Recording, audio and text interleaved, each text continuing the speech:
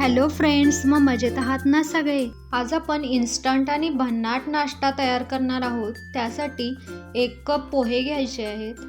स्वच्छ चाळून घेतलेले आहेत. आता ते पाणी घालून धुवून घ्यायचे आहेत. स्वच्छ असे धुवून घेतलेले आहेत. धुवून असं थोडं पाणी घालून याला भिजवून ठेवायचं आहे 10-15 मिनटासाठी.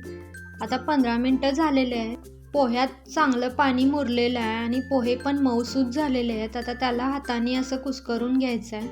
भाज्या इथं मी चिरून घेतलेल्या आहेत. तुमच्याकडे ज्या भाज्या अवेलेबल असतील त्या घालू शकता.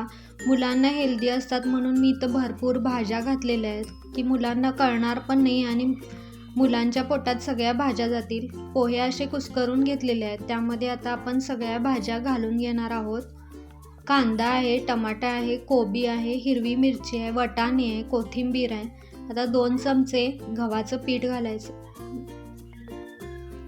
आणि 2 चमचे बेसन पीठ घालायचं आहे. तांदळाचं पीठ घातलं तरीसुद्धा चालेल. मीठ घालायचं आहे चवीनुसार आणि सगळं चांगलं मिक्स करून घ्यायचं आहे. हातानेच आपण सगळं चांगलं मिक्स करून घेऊया. थोडंसंच पाणी घालायचं आहे. पाणी सगळं आपण पोह्यात घातलेलं ना ते पण सगळं भिजलेलं आहे ना, त्यामुळं थोडं पाणी घालून असं कालवून घ्यायचं आहे. 1 चमचा तिखट घातलेला आहे. आता मी इथं दोशाचा तवा ठेवलेला आहे. त्याला तेल लावून पुसून घेतलेलं आहे. त्यावर असे मिनी पॅनकेक्स घालून घ्यायचे आहेत. मिनी व्हेजिटेबल पॅनकेक्स तयार होतात किंवा उत्तप्पा पण म्हणू शकतो आपण याला. आता असे पसरून घेतलेले आहेत. त्याला झाकून ठेवायचं आहे 2 मिनटासाठी. तेल घालून असे मस्त पॅनकेक तयार होतात. मुलं आवडीने खातील. डब्यात किंवा टिफिनमध्ये दिले तरीसुद्धा चालतील.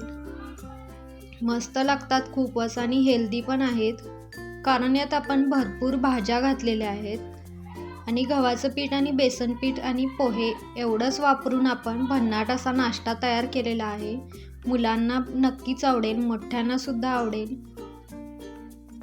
नवीन असं टिफिनमध्ये अजून एक नाश्ता तयार होतो. नक्की मुलांना करून द्या. तुम्हाला माझ्या रेसिपी आवडत असतील तर लाईक, शेअर, सबस्क्राईब करायला विसरू नका. अशा प्रकारे मस्त आपण करून घेतलेले आहेत. आता अजून एक घालून दाखवत आहे मी. जास्त मेहनत पण लागत नाही आहे. चमच्याने अशा प्रकारे घातले तरीसुद्धा चालतात. फक्त झाकून ठेवायचं आहे म्हणजे वरची बाजू पण वाफते आणि भाज्यासुद्धा कच्च्या असतात ना, त्यामुळं त्या पण वाफतात. त्यामुळं 5 मिनटं झाकून ठेवायचं आहे. मस्त लागते रेसिपी. सॉससोबत खाल्लं तरीसुद्धा चालेल. अशा प्रकारे तुम्ही नक्की करून बघा.